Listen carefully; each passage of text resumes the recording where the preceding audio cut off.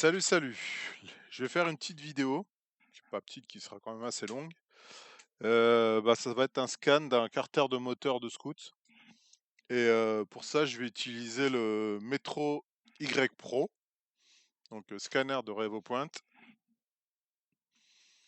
Donc voilà, donc sa petite boîte qui va avec. Je vais pas faire un unboxing. Je vais directement utiliser ce que je vais, les choses que je vais utiliser. Donc je vais prendre le scanner en priorité. Ça, c'est ce qui permet de le mettre sans fil. Donc c'est une batterie en fait. On vient fixer le scanner dessus. Hop, la batterie, le petit câble qui va avec. On branche le scanner sur la batterie. Et ensuite, on se branche en Wi-Fi. Et on peut l'utiliser directement en Wi-Fi avec l'ordinateur. Donc pour moi, sur cette vidéo-là, je vais pas l'utiliser. Je vais me brancher en câble. C'est toujours mieux d'être en câble. Au niveau vitesse, c'est beaucoup mieux. Donc voilà, on enlève la boîte.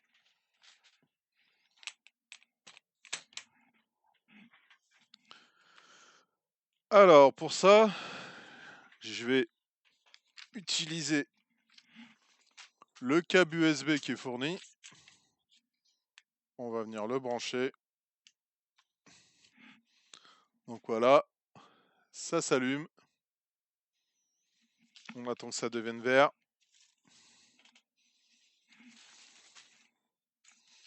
Donc là, c'est bon.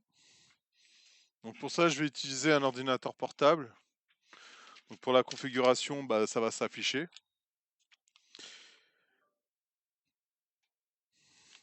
Ensuite, qu'est-ce que je vais avoir besoin? Je vais avoir besoin de petites pastilles pour ma pièce. Donc la pièce à scanner, ça va être un carter de moteur.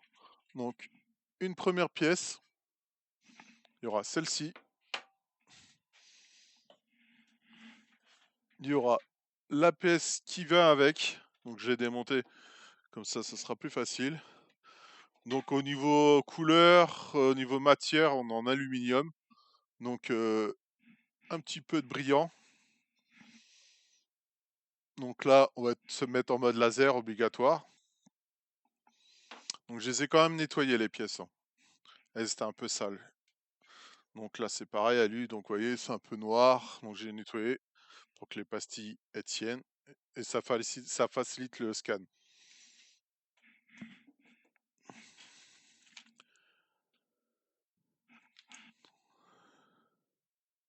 Bon, pour la lumière au niveau ambiance, il n'y a pas besoin, hein, c'est du laser. Ce qu'il faut pas, c'est dehors, au moins on est tranquille à l'intérieur. Donc on enlève ça. Donc ma zone de scan à préparer. Donc je prépare ma petite zone. Donc là, il y a une table tournante motorisée. Je vais pas utiliser ça. Je vais utiliser un plateau. Donc là, je vais utiliser un grand plateau. Donc là, j'ai l'intermédiaire. C'est un plateau que j'ai fabriqué. Donc c'est avec une table tournante, hein, un truc qu'on trouve dans les magasins, hein. Pas en noir. Marqueur dessus. Donc ça là, elle est un peu petite. Donc j'ai une autre intermédiaire aussi, qui est pareil, hein, un peu plus grande. Donc je la mets dessus. Et après, j'ai la maxi table, qui est beaucoup plus grande. Elle, elle va venir dessus. Donc voilà. Donc là, une petite table manuelle. On va bien la fixer parce que là, elle va tomber sinon. Donc on cherche le bon point de rotation. Un peu plus par là. Donc là, on est pas mal.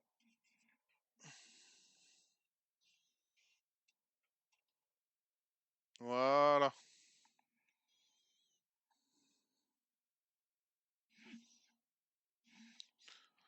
Donc ça se fabrique facilement. On trouve une petite table, un coup de peinture, quelques marqueurs, un peu de pastille partout.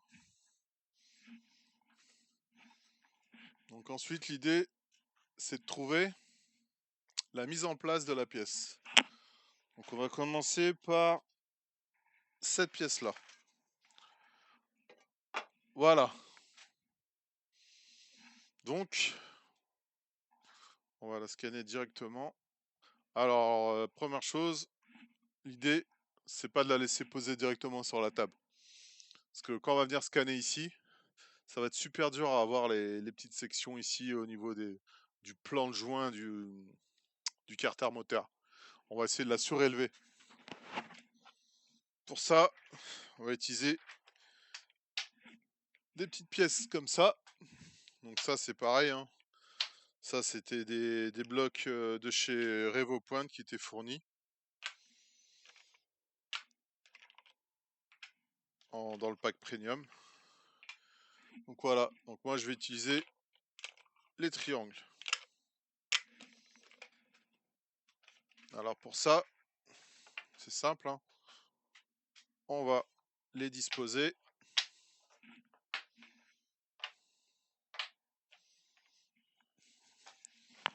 On cherche les petits emplacements où il y a les vis. Voilà. Une ici et une ici. Ce qu'il faut, c'est que ce soit bien stable pour pas que ça bouge pendant le scan. Donc on essaie de centrer la pièce. Donc voilà. Donc on a créé une petite hauteur. Je vais la mettre ici plutôt. Ou ici, je vais voir. Voilà, c'est pas mal. Là, on soulève un peu. Donc on essaie de centrer la pièce. Donc voilà. On fait un petit tour. Ce qu'on peut faire aussi, pour lorsqu'on va scanner en fait, pour aller chercher un peu plus sur les côtés, on va rajouter des petits marqueurs comme ça. On en dispose un peu partout. Donc sur les côtés, on met ça. On va en mettre ici.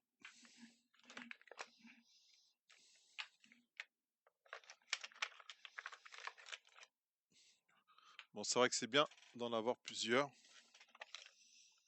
Donc à force de scanner, on se crée sa petite bibliothèque de matos. Donc là, il en reste encore une, je vais pouvoir la mettre. Donc on va se trouver plus par ici. Donc si c'est un petit peu flou l'image, on va essayer d'améliorer ça.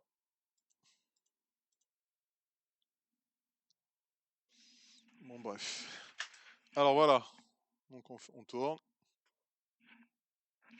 Donc là en fait on va pouvoir scanner en passant un peu vers le bas pour aller chercher les côtés.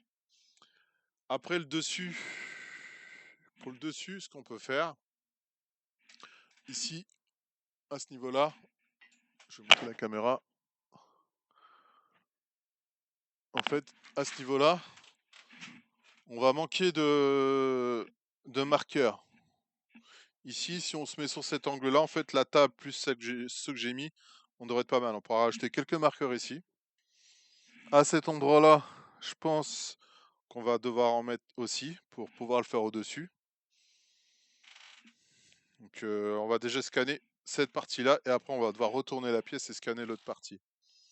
Donc ici, on peut mettre quelques marqueurs à cet endroit, un peu ici. Donc pour ça, c'est simple. Marqueur. Alors, on en met à peu près, il en met là. Je vais en rajouter ici.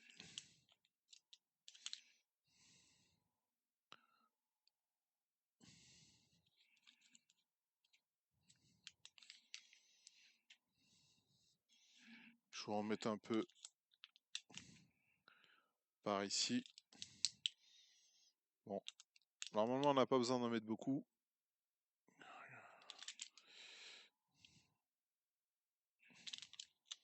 La table va aider sur certaines parties. Donc ici l'angle, on cherche à peu près l'angle. On peut en rajouter, mettons là. Sur cette partie-là, on va en mettre ici.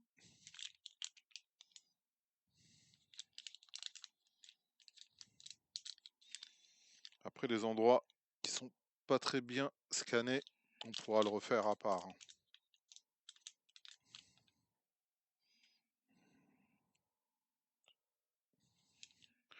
Donc à l'intérieur. Bon, les arrondis, c'est pas l'idéal. Mais ça sera suffisant pour l'exemple. Je vais en mettre un ici. Ah, ça serait bien d'en récupérer un par l'intérieur. Ici, là.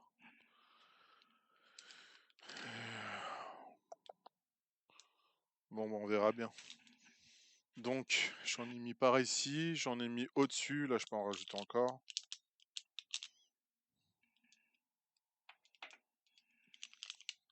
Je vais en rajouter un ici.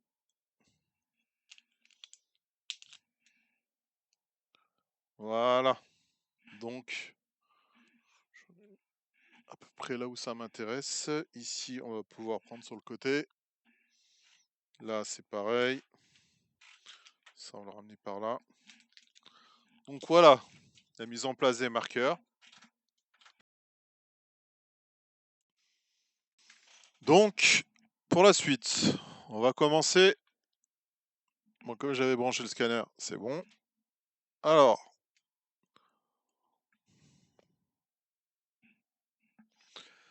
sur le portable, on va ouvrir Revometro.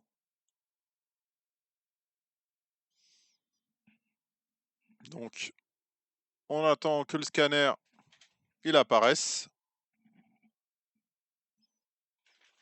On prépare le terrain. Alors, dès qu'il y a marqué serveur connecté, nouveau, on valide.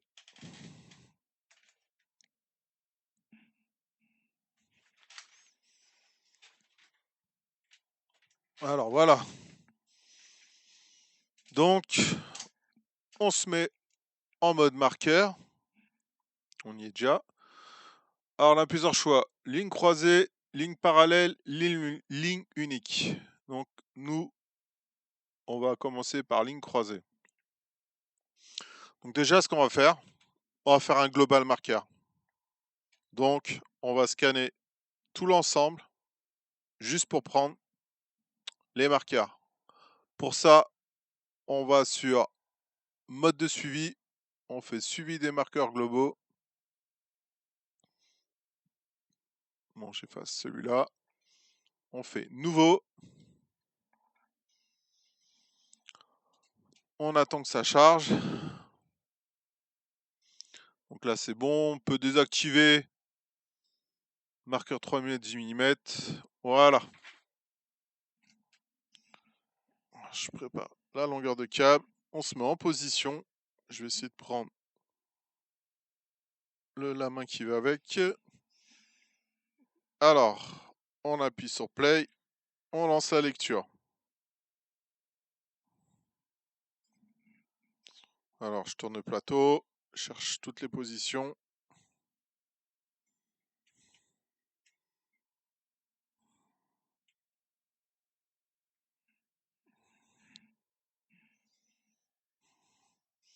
J'essaie de prendre les marqueurs que j'ai sur les côtés. On veut en dessus. Voilà. Un petit peu à l'intérieur. On essaie de prendre les côtés. Donc on voit que les points apparaissent à fur et à mesure. Donc franchement, moi j'utilise toujours le global marker. Ça facilite le scan. Donc on appuie sur play. On attend.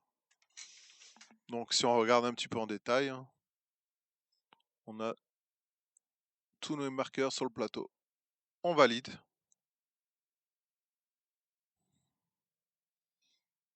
Donc voilà.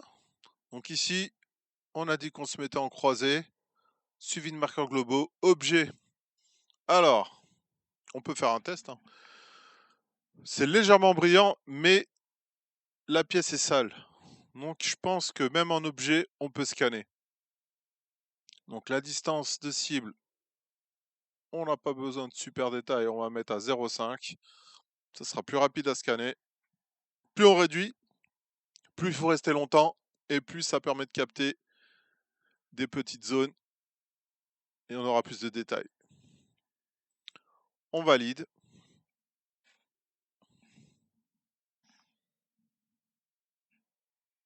Voilà. Donc à partir de là,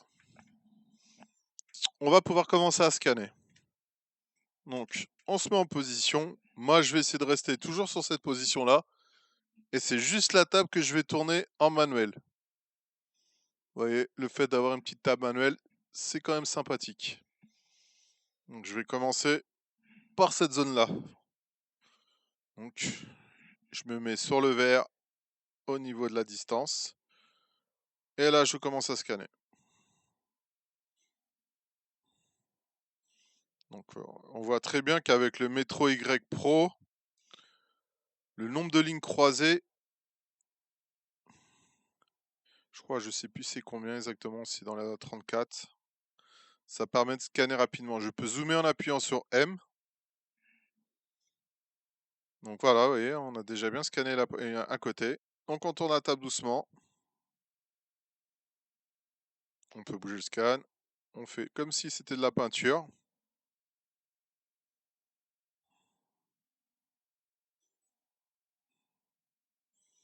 Donc il faut dire aussi, je suis en mode accélération GPU, hein. Ça aide quand même, hein. Pour ça, pas le choix. Obligé d'avoir une Nvidia série 4000 et série 5000. Là, j'ai une 4070. Donc ça permet de quand même rendre le scan beaucoup plus fluide, hein. On a quelques sauts d'image.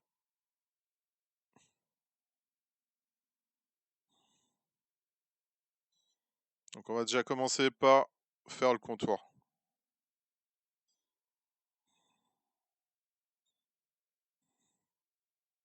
Vous voyez avec la table, hein, c'est vraiment cool.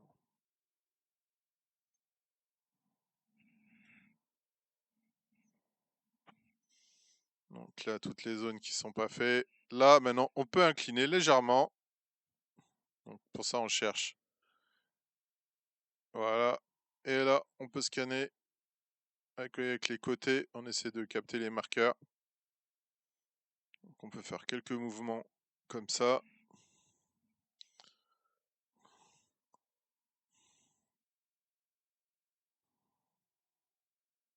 Donc là, hop. Vous voyez les petits, comme je disais, la partie du bas qu'on a surélevé, ça permet d'avoir une pièce bien propre au niveau du plan de joint du moteur. Donc ici, petit détail par là. Bon, après, en dessous d'ici, là, hop, ça va apparaître sur le scanner. Ça, on pourra le faire quand on fera la deuxième partie de la pièce. Alors, on va chercher des détails ici. Là, ici aussi. Donc, vous voyez, avec le fait d'avoir mis des marqueurs en bas, on peut reculer et aller chercher les marqueurs de la table. Et les blocs qui sont ici permettent d'incliner et de toujours avoir le suivi. Donc ici, c'est pareil. Donc, une fois que la partie du bas sera faite, non, rien n'empêche de mettre sur pause, hein. Vous voyez, là, je suis sur pause. Je peux même tourner la table. On peut commencer un peu au-dessus. Ça reprend le suivi. Donc, on peut se mettre par au-dessus. On se rapproche. Donc là, c'est toujours un peu plus chiant au-dessus parce qu'il faut garder un petit peu les marqueurs du bas. Donc, il faut y aller doucement.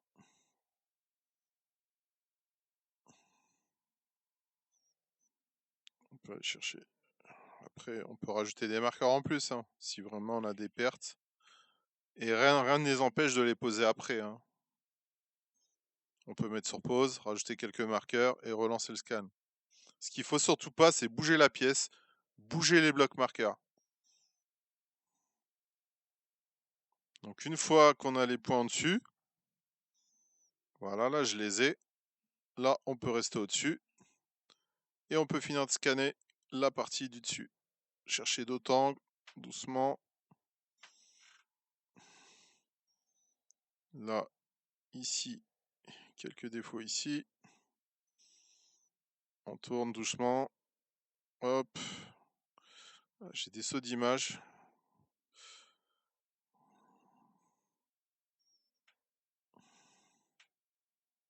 Donc on va essayer de scanner cette partie-là. Voilà. Donc là, on est pas mal au-dessus. Quelques détails ici.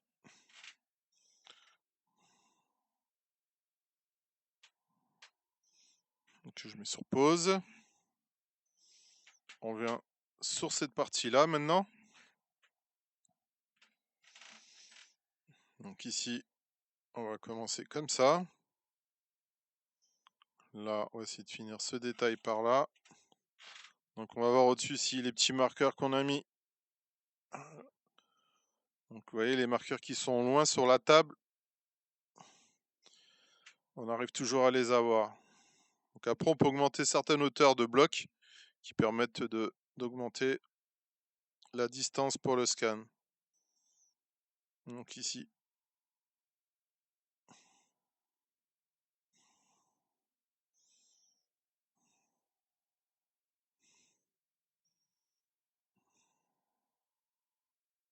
Bon après, comme là, une zone profonde, en plus elle est noire, elle est sale. Ça, on peut essayer d'aller chercher. Donc on va essayer de rester un peu plus longtemps.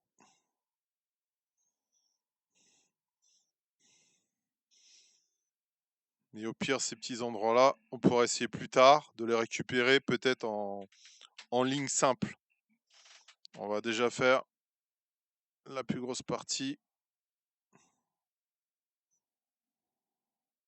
Donc là, comme je dis, là, je suis en mode objet normal, hein. Je suis ni en noir, ni en brillant. Donc peut-être le fait que ça soit vachement sombre, j'aurais pu mettre en mode noir. Mais par contre, en mode noir, ça crée beaucoup plus de bruit. Donc là, j'ai pas envie de trop nettoyer la pièce. Simple, on va essayer.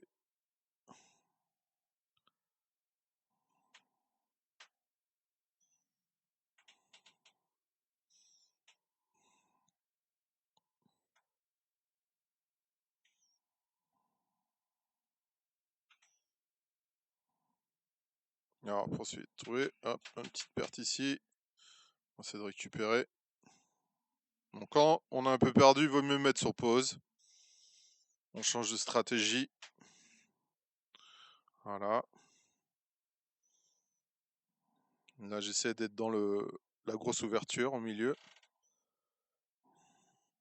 Là, c'est pareil, hein, au fond, là. Vu que c'est vachement sombre. C'est pas très grave.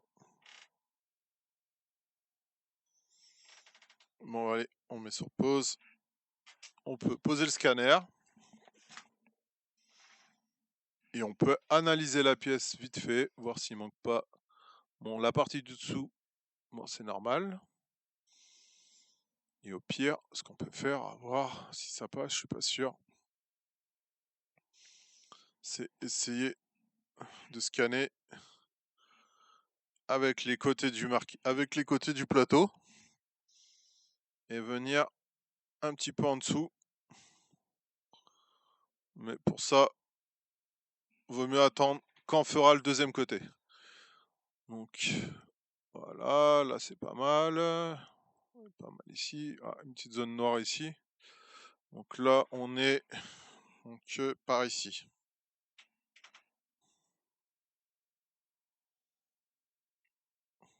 Voilà.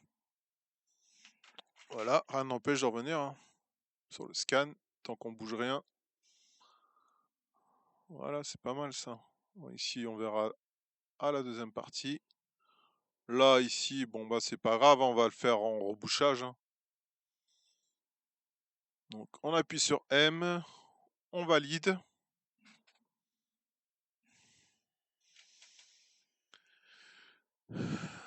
Donc, dans Fusion, on a bien notre pièce. Bon. Ça va, il n'y a pas trop de bruit.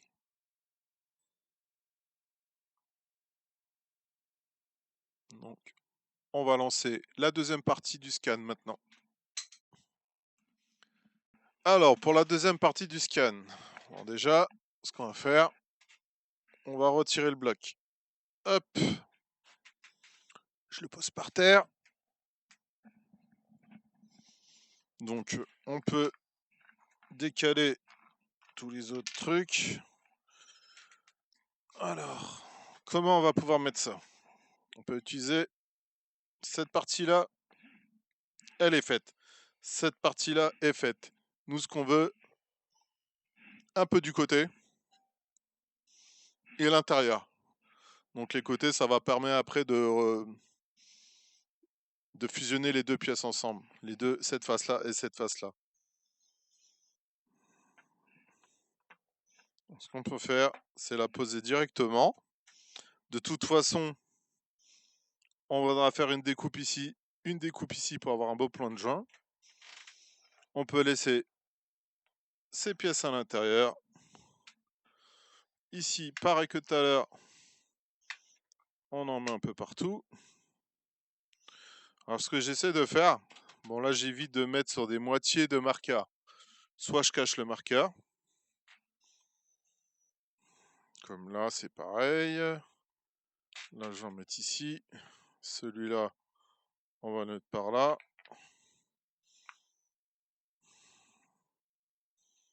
Là on va en mettre ici, là et là. Donc l'intérieur, est-ce que on va mettre des marqueurs? Je pense que oui. On ne verra pas la caméra, mais je vais en mettre par ici. Donc on essaie de trouver des zones assez grandes.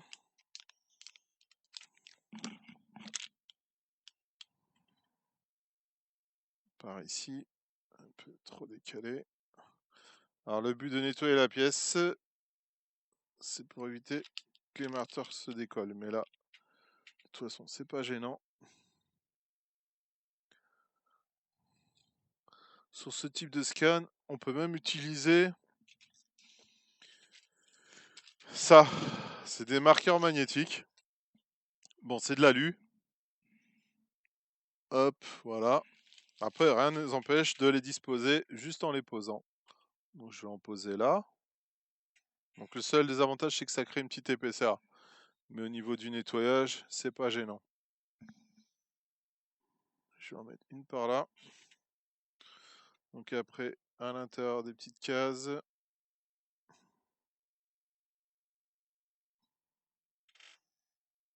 Je vais en mettre par ici.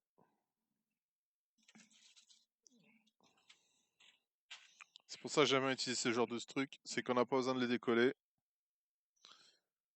Des fois, on est un peu feignant. Donc on tourne, on cherche. Je vais en mettre une ici.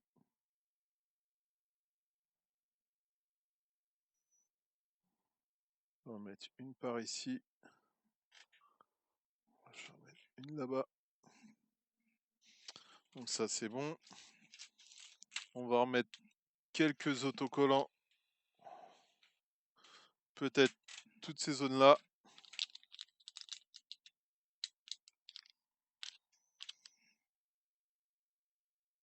Comme là. Attention, on la voit bien. On va aller ici. Ça va te permettre de se déplacer un peu sur les côtés à l'intérieur. Bon, c'est vrai que les marqueurs c'est chiant. Parce que ça fait du travail. Mais on n'a pas le choix. Si on veut faire des beaux scans, il faut passer par cette étape-là.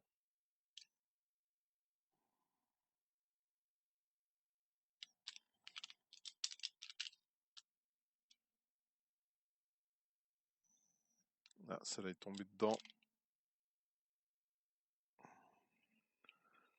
tant pis.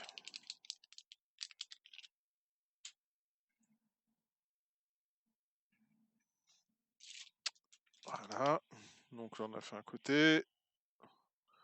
On va remettre un peu au fond. Bon, je pense que l'intérieur, ça va être un peu compliqué quand même.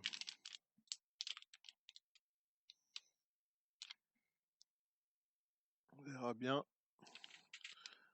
Ah, elle est encore tombée celle-là. La pièce n'est pas très bien nettoyée. Voilà.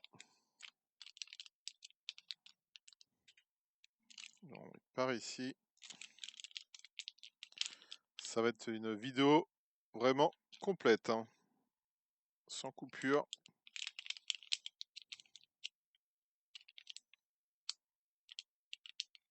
Et en plus en français.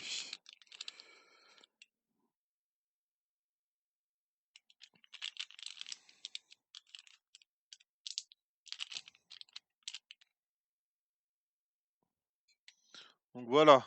Donc on va faire un premier test. Tiens, je vais en remettre une ici là.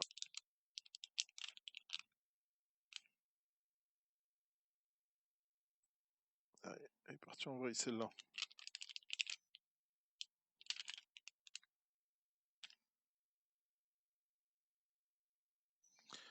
Ok, ok.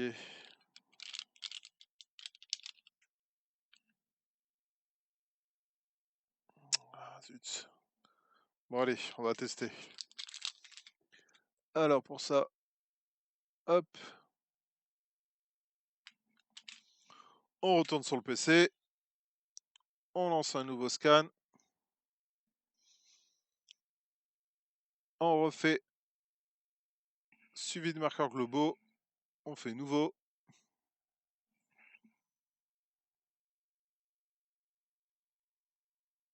On attend. Et là, on peut commencer. On se met en position.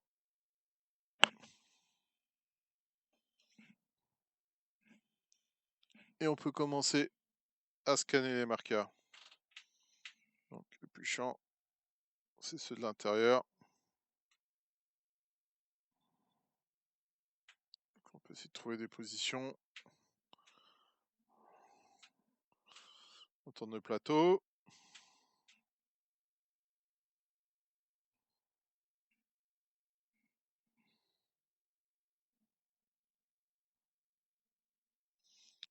Ça va.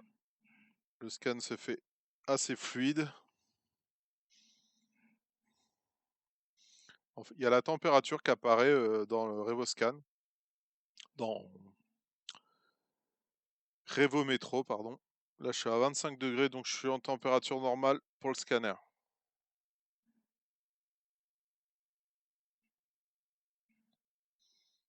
Voilà, on recule un peu.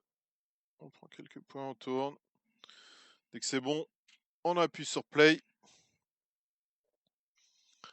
On fait terminer.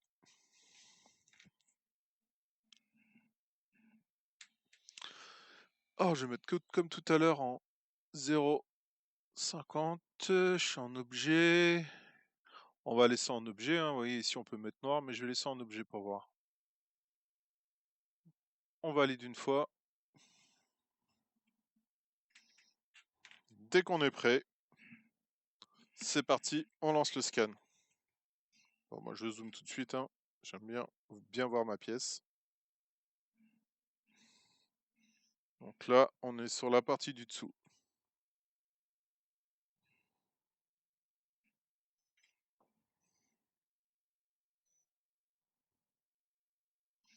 Bon, j'allais faire le tour en premier. On fait toute le plus simple, comme on dit. Hein.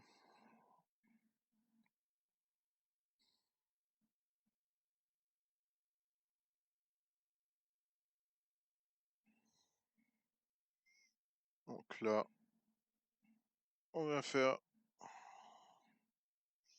Bon, on va chercher. Attends, je mets sur pause. On va essayer de récupérer ça surtout pour pouvoir fusionner, qu'il ait des repères de fusion, de merge exactement dans le terme.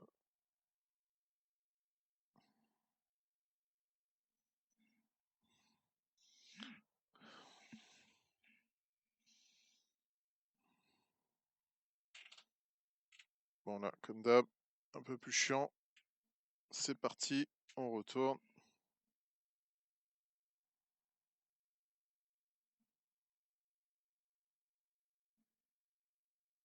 Vous voyez, même en mode objet, hein, on arrive à scanner.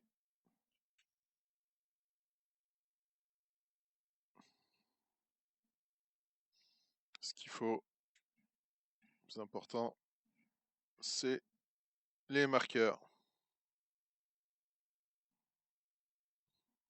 Voilà, vous voyez, comme là je suis en train de faire cette partie-là, donc elle était légèrement orange, on essaie de rester sur cette zone jusqu'à temps que tout soit vert. On peut s'incliner.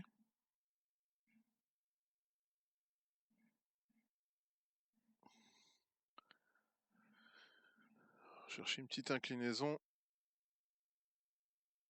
On remonte légèrement. Je sais pas si on voit mon scanner, je vais essayer de tourner un peu vers moi. Voilà.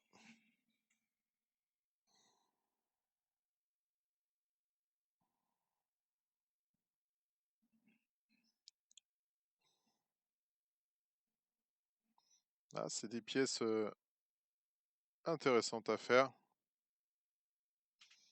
En même temps, ça peut donner un peu l'idée du Metro Y Pro, bien sûr. Donc dans la version Pro, hein, on peut scanner en mode laser ou en champ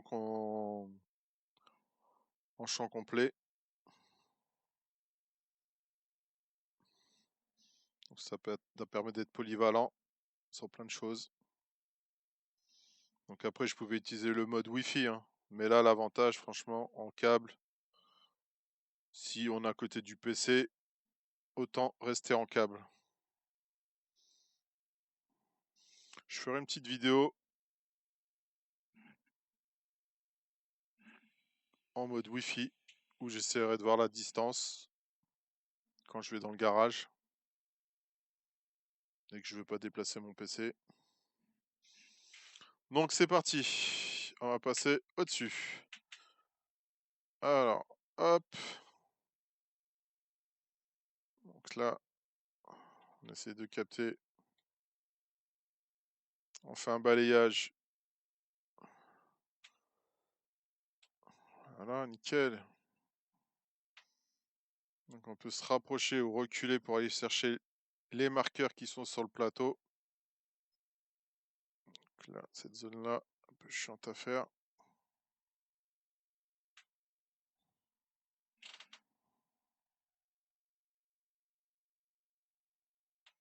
Mais ça se fait quand même bien.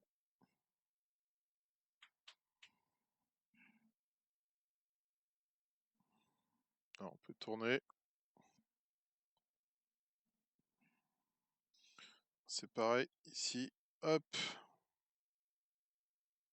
C'est vrai que l'avantage du mode croisé, c'est que ça se fait rapidement. Bon, après, en mode parallèle, ça permet d'aller chercher un peu plus de détails.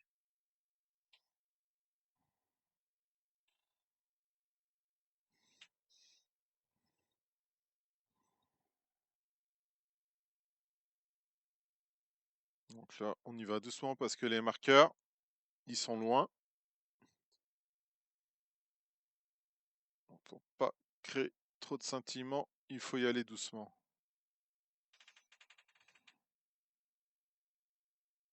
Souvent, on dit qu'avec les scanners Evopa, avec les scanners Evopa, on n'arrive à rien. Moi, personnellement, la preuve en image, hein.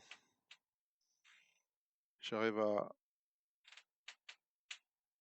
sortir des pièces, hein. Je l'ai fait avec le Miraco,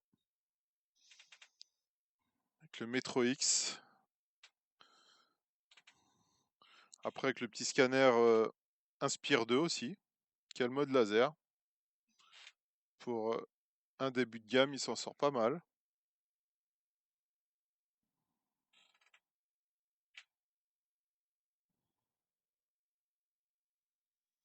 Ouais, on a réussi à faire l'intérieur, on est pas mal du tout, hein.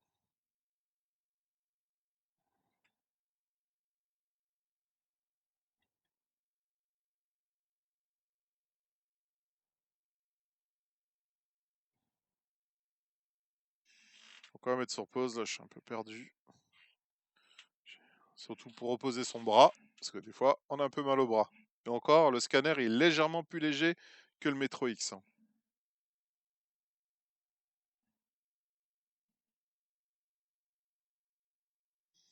Donc après, comme on dit, là, les zones qui sont assez sales, j'aurais dû mettre en mode Black Object. Mais ça crée un peu plus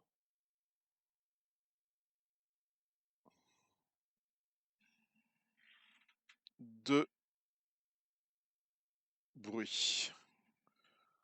Ce qu'on peut faire ici, hop, on bouge pas, on y va tout doucement. Après, on peut zoomer hein, avec la souris. Voilà. Je sais pas si ça reste. Si ça reste, c'est bon.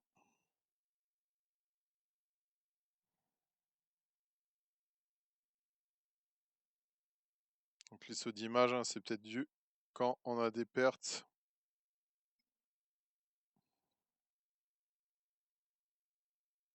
Après, je vous dis, si on se mettait en mode Black Object, on pouvait scanner plus rapidement. Par contre, ça crée un peu plus de nuages de points. Pardon, de bruit.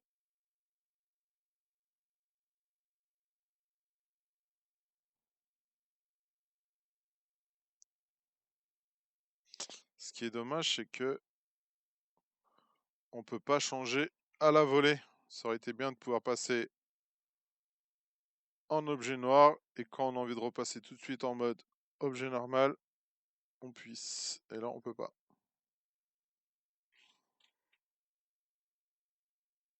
Alors, si on veut rajouter des marqueurs, on peut le faire, hein.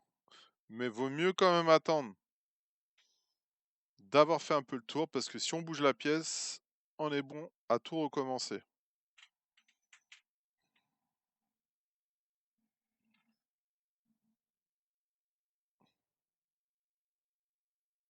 Donc là, mettons, je vais faire le tour de ma pièce. Je vais rajouter peut-être des marqueurs.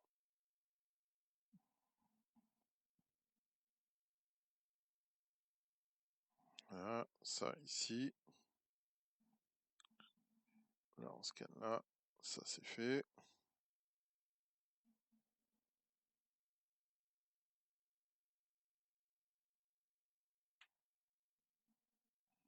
On va faire cette partie-là. Donc là, je mets sur pause. Et j'avais dit, alors, on analyse un petit peu la pièce. Donc ici, vous voyez là, toutes ces zones-là. Donc là, on est par ici. Je vois pas sur la caméra. J'essaie de la rapprocher. Donc en gros, voilà, on est par ici. Donc là, ce qu'on peut faire, c'est tenter de rajouter quelques marqueurs. Attendez, je vais déjà voir si on peut scanner.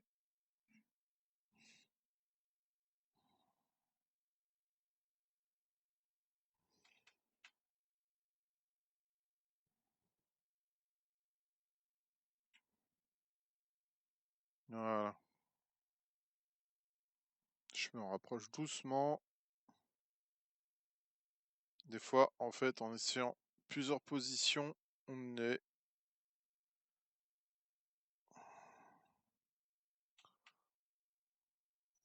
C'est pas grave. Alors, ce que je vais faire... Attends, je vais finir ici avant.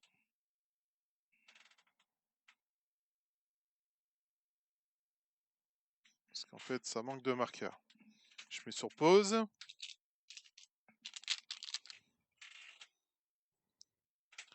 Ce qu'il faut faire, c'est surtout pas déplacer sa pièce. Donc, il faut y aller vraiment au tâton. J'ai fait de la merde. J'ai fait tomber un marqueur. Ça, je vais le récupérer.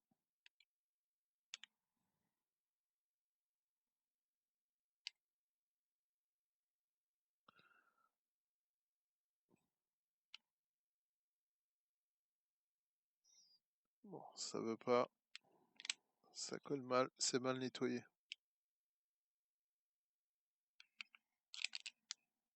C'est vraiment très mal nettoyé, on va dire. Bon, c'est pas grave. Donc on fait M, on valide.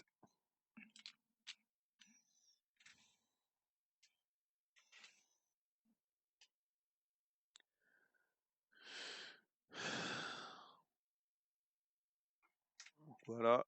Ah, ici, vous voyez, il y a plein de zones de vide. Pour ça, j'aurais dû mettre. Alors, ce qu'on va faire, on valide.